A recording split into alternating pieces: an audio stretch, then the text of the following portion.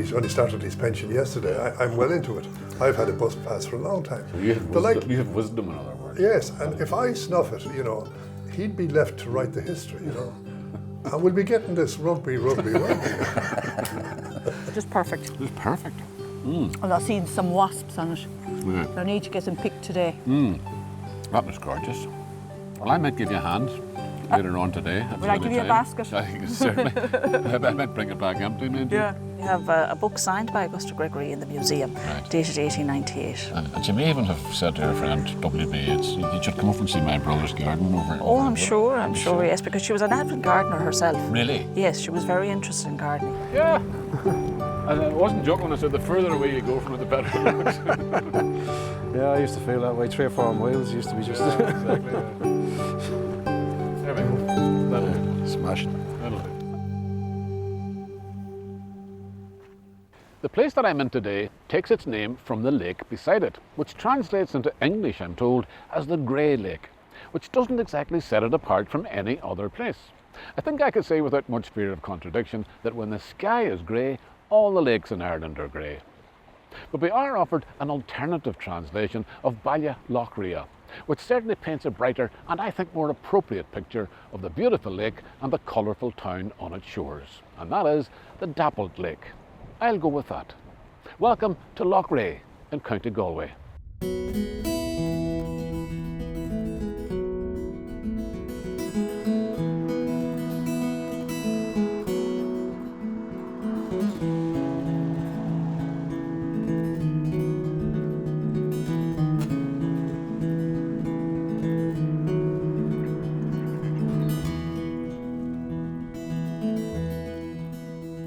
Yes, the loch is every bit as colourful and capricious as the weather it reflects. This is a limestone lake, fed by underground crystal clear springs that give the water an inviting, translucent quality. And that invitation is so appreciated by the aquatically inclined townsfolk that they have created what has to be the smallest, neatest and best kept blue flag beach in the country. That colourful town I mentioned is on the northern shore of the lake, gazing across at timbered banks or lush green braes descending from the Slieve-Otty Mountains. Like many before them, the Anglo-Normans liked the cut of this place, and Richard de Burgo wasn't long putting up a castle here back in the year 1236. There are remnants aplenty of Loughrea's medieval past. This is the ruin of a 14th century Carmelite priory, which has been abandoned since the visitation of Cromwellian forces in the 1650s. The tower was a 16th century addition and is echoed as a kind of architectural homage in the beautiful modern Carmelite abbey and church whose construction spanned the 19th and 20th centuries. Running alongside the monastic complex and crossed by a whole series of little individual bridges affording rear access to homes and other premises, the town moat borders a shady tree-lined walkway, a tranquil parallel alternative to the cheerful bustle of a main street selling its wares a mere garden length away. It's always worth checking out the rear access of Loughrea premises. Eamon McNally lives in this end terrace house in Barrack Street. A very nice house, as you can see, but it hides its best asset. In the unlikely event of a siege by hostiles, Eamon has an escape route. Because at the end of his back garden, he has all the water he can drink, a crannog he can easily reach by boat, and an intimate, unique view of Loughrea, the lake. Eamon is joined at his table by his friend Robbie Gallagher. It might be worth pointing out at the outset that Robbie is a cross between a rugby referee and an actor, and Eamon was a useful boxer in his day. Both men are members of a society known as Baffle, which has recently produced a book, a kind of literary tour of Loughrea, complete with a thoughtful street map. So, Baffle has to be an acronym. The Bose Academic Fellowship and Fraternity of Literary Esoterics. They used to go out and play a rugby match and they'd hammer the living daylights out of each other and go in and have some drinks afterwards. And there'd be some points that they'd argue and debate, and they might bring up some incident that happened in the town. And then somebody probably scribbled down a line or two there, and then somebody else scribbled a different version of it.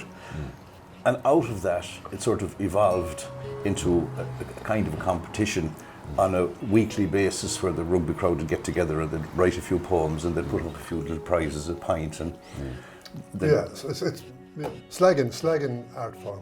You took issue with the fact that they were all rugby players to begin with, because you're Yeah, not a rugby player. I wouldn't be a rugby player, no. But you're a I used to. staunch member of I Baffle. always thought there was too many mammy's boys playing rugby. You know, not like the boxing club. You know? Not a real man's sport. no. So it was a slagging match, and at one stage, the early competitions, the barman in Bose's pub let it known to one of his confidants that he had problems with his piles. So 2 weeks later, there was a competition on Joe's piles. To write a poem. To write a poem, So- Joe's, and he wasn't expecting it. Okay. So, Is it humorous verse mostly? Is that the idea? yeah, but you'd want to be a little bit unsound of mind, you know, to be a member of Baffle, or to stay there. I'd say you get in anyway, but to go the distance. And a bit thick-skinned as well, perhaps, Oh, as well? for sure. you for have sure. to take the slagging that'll come your way and be well prepared to give it back. Perhaps the most early influence we had was a fella called Stony Brennan. Stony Brennan. Stony He's in your book, by the way. Sorry, yeah. I should mention. Let me mention this first of all. Okay. This is the Baffle tour. Famous people who have associations with Loughrea. Yeah. Either born here, lived here, or knew somebody else who knew somebody else who lived here, Yes. or Or something like drank that, here. or drank here. And that includes a motley range of people and events covering many centuries of Loughrea history and involving quite a few of the town's attractions. For instance, there's the Battle of Aughrim and General St. Ruth, whose body is said to be buried in the grounds of the old priory. St. Brendan the Navigator, to whom is dedicated Loughrea Cathedral, wherein you'll find some of the finest examples of stained glass and religious art of the 20th century. On serious subjects, the poems and articles also tend to be appropriately serious, and where they are funny, mischievous, or downright rude, they would tend at the same time to be affectionate. The Stony Brennan poem you've heard mention of already is a little risque for delicate sensibilities, but I can tell you it refers to a stone head set onto a wall in the town representing a man who was hanged in the 1700s for stealing a turnip. Whatever the tragic fate of the original Brennan, the stone head used to feature prominently in town festivals, and it was said that if a woman seeking a husband kissed Stoney's head, she would be married within the year. Right, so they would go and kiss this They'd kiss this stone head, Yeah. and that It was would be full of lipstick in the morning, and Right. bits of lipstick around that fell off when they were smudging it and that sort of thing. Right. But I believe Did it work as far as they all get married. seriously Yeah. within the year? Within the year. Right, it'll take Amen a- is testament to that. Right. Were you wearing lipstick whenever you kissed us? Now, here we have Lola Montes. Montes is a well-known Loughrea name. is Yes, it? well, she changed her name. She was Gilbert, Rosanna Gilbert, and she's Rosanna the Gilbert. most famous person ever to be born in Loughrea. Really? Yeah, she was an erotic, exotic dancer. Is that right? Lola, And, well, if you say so, yes. She made a huge impression all over Europe. Even King Ludwig of Bavaria, I believe, abdicated because of his love for her. So she was what, like a Mata Hari kind of a That's the type, figure? yeah, Is that the yeah, idea? yeah. Right. So we had several women from Loughrea enter this competition for the most famous lady in Loughrea. Right. Now, the next one would be a runner-up to that would have been Edna O'Brien, who was educated in the border in the secondary school in Really? Loughrea. Yeah. Right. And this was Angelica Houston, Yes. John Houston's daughter. Yes. And there's a big John Houston connection here because his photograph appears, I know, at the Yeah. back of yeah. the book. He lived here for over 20 years. I mean, a lot of the films you would have made was during the time he was here. Really? He'd come back here to rest, yeah. But she came here when she was a baby. And she went to the national school here, again in the Convent of Mercy National School. That had been the same school that Edna O'Brien had Yeah. attended. Right, Yeah. right. We only have time for a tiny sample of the Baffle poems, and this may not be typical. It sounds slightly surreal, but it's actually true. Ju Bi Fu was a Chinese acrobat who was performing in a circus in Loughrea in 1936. Each morning he would go for a swim in the lake, and one morning, sadly, he did not return. The Baffle-style lurid cartoon notwithstanding, the poem is actually a poignant and sensitive narrative written by Ian MacDonald, who was also the graphic designer of the Baffle book. It's a long poem, so here's a short extract and a chance to hear Robbie Gallagher's sonorous actor's voice. One morning I awoke early. On my own I strolled down to the shore. Diving in, I remember a bright light which emerged from the lake's rocky core. I assumed 'twas the sun's rising eastwards. Its rays, they enveloped my pores. I swam with such ease it amazed me, like somehow I had grown mighty oars. My body is buried in Church Lane with my name proudly carved out in stone, a grave to the left of the main door, in a church who took me as their own. So at dawn, if you look out at Barrack, whenever the circus comes through, and you see strange unexplained ripples, it's probably me, Juby Foo. I'm not sure if Baffle members are the type who put flowers on graves, but if they were so inclined, then I know the very place. A floral resurrection when we come back.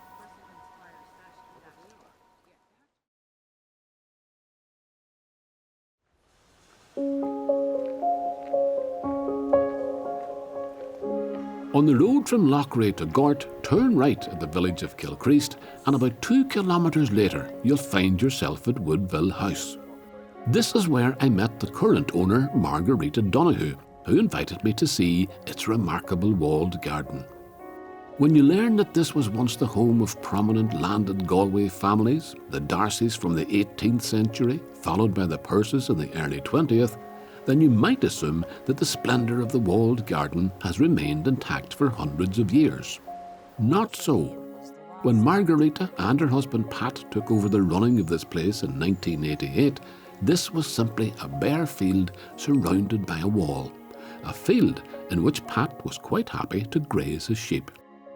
Until the year 2004, that is, when Margarita, aware of the former glory of the walled garden, and informed by the memories of Pat's aunt Maureen Donoghue, who had visited the garden when Harry Perce still owned it in 1916, decided to undertake the Herculean task of restoring it to something like its original state. You had to persuade your husband, of course, that this was a good idea. Was it your own idea, or was it one you both enthusiastically at the same time said, yes, let's do that? I had to persuade him. He first said he'd give me half the field. Right. But when I got the boys in to start doing the restoration, I decided, well, look, there's no point half. We better just do the full. Yeah. So how did you go about that? Because it had been a field for generations. Well, the walls had to be repaired, and they all had to be capped, and the archway had to be redone, and the date stone replaced back again. You're restoring it to what its former glory. Yes. Had you any idea what its former glory would have looked like? Or is there a record of that somewhere? Well, I was up in the Dublin archives and I found an old map dated back to 1838, and it gave in the pats, the layout of the pats. Now also my husband's aunt, Maureen Donoghue, which was Sister Austin, she had memories of the garden as a child. Her father bought the place in 1916 and she was only 3 years of age. So this is your husband's grandparents.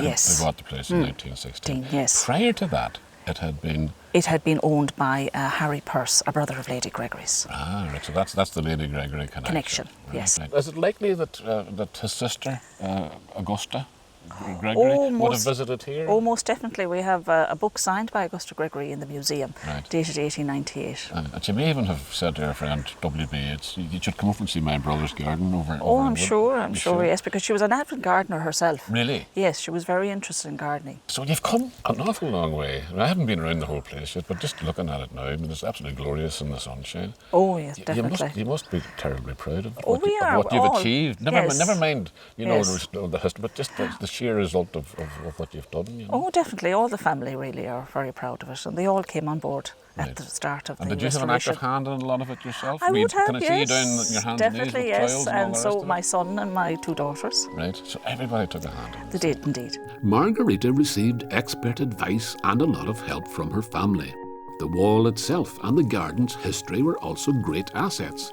But she would be the first to acknowledge that one of the garden's greatest assets today is this woman, head gardener Mary Kelly, whose approach is characterised by passion, pride, and a kind of telepathic relationship with the plants that she nurtures. It would take more than a day to do justice to this garden, so the best I can offer is a tour at the speed of a passing cloud on a windy day. Those are native honeybees. We have 6 beehives in Woodville. Right. And consequently all our fruit is pollinated, but they love this. And of course we have honey. You have honey. And the honey from that, I would imagine, is mixed in with honey from lots of other plants as well. Yes, bees love blue, yellow and purple. Right. Well, they certainly love that yellow one, because I'm trying to count, there's about 20 I can count of family, and they keep coming and going. Yeah, this is a bit of a tug. So it's going The plant you mean, yes? It's going to be relocated Right. outside the walls. This is what I'm talking about, the garden appealing to all the senses. Right. This is Perovskia, Russian sage. Russian sage. Just stroke it and Just smell your run hands. Run your hand along it like that. Oh, yeah. And even though it's a tall plant, it's planted towards the front of the border. Aye. So that every time you pass it by, You just give it a wee...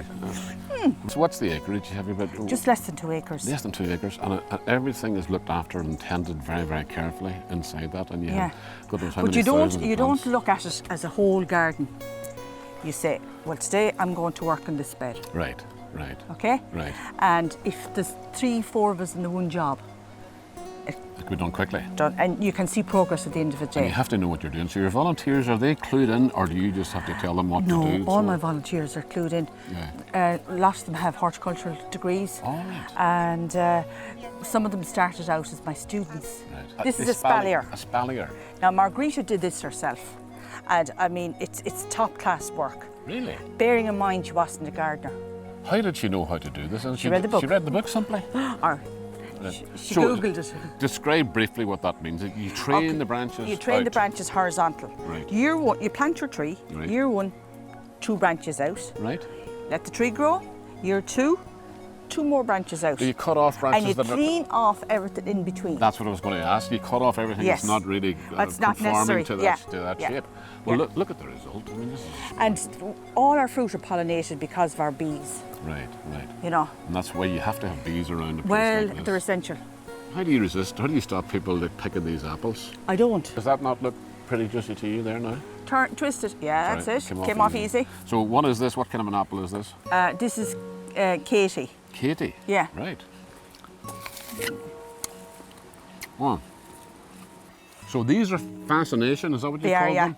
Dahlia. Dahlia. Fascination. And these are beautiful, beautiful, what would you call that, sort of cerise kind of a Cerise colour? pink, yeah. And it's the dark foliage that makes It's, this. yeah, and plant them en masse. Right. And this, I always do, this bed is my showcase bed.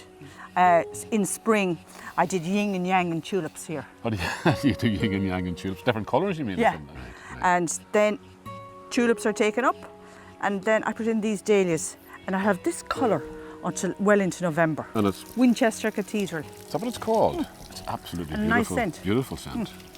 Oh, it really is. Yeah, To me, a rose would be useless without a scent. without the scent. Pointless. Right. Go back to that thing you told me at the very beginning. Yes, It's a garden for the senses. Yeah. All the senses. all No. the senses, Right, yeah. right. And here's another feast for the senses, at least for the eyes, and for the nose if you like the smell of linseed oil and turps. From the tranquility of Woodville House to the bustle of busy streets.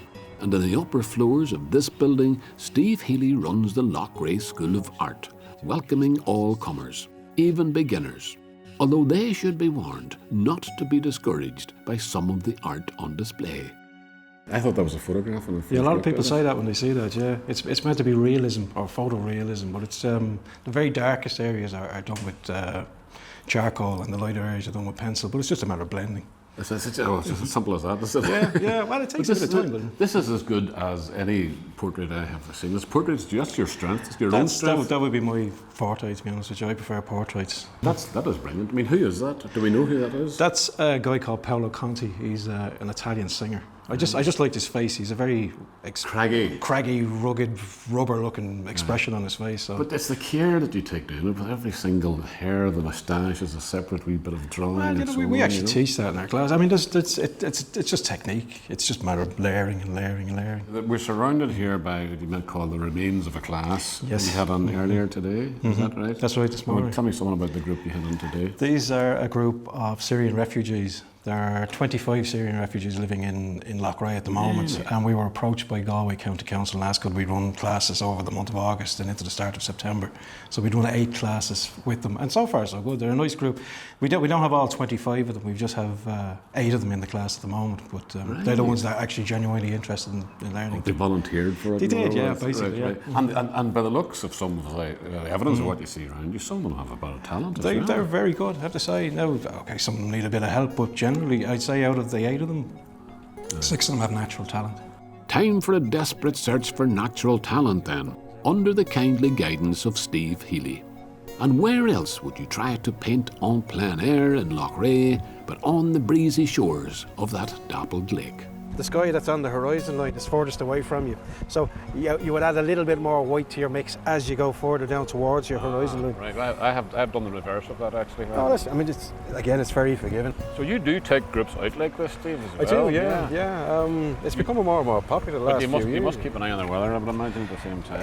You have to have a backup plan. And what happens is if we get a particularly bad day, then it's back to the studio. We might go out, take a few photographs and print them off, and then we'll work with them. But you've one enormous advantage as well, and that is you have such beautiful scenery all around the place. Oh, it's fabulous around here. Myself and the wife would go out walking in the evenings, and it always amazes us just how lovely it is around here, you know. Yeah. I wasn't joking when I said the further away you go from it, the better it looks. Yeah, I used to feel that way. 3 or 4 miles used to be just... Yeah, exactly. Yeah. There we go. Smash it.